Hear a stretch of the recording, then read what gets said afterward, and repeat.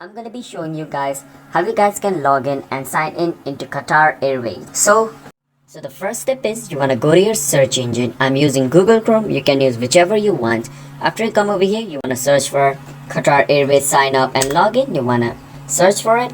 After you search for it, you wanna click on where it says login Qatar Airways. And after you come over here, you can log in into your account by entering your email address or your membership number.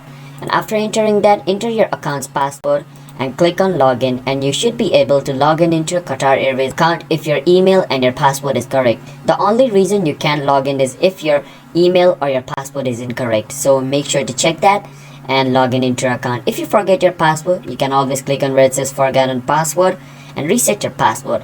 And if you don't have an account and you want to sign up for Qatar Airways, you can always click on where it says create a new account. You can click on create a new account. Now once you're over here, it's gonna ask you over here saying privilege club. So once you join privilege club, it's gonna give you this benefit: save your personal detail, faster booking, allow your bookings at glance, unlimited login access, lounge access, pooled emails earned by nominated family members, flexi awards, shop and pay with Q meals, extra baggage allowance award, priority when waitlisted.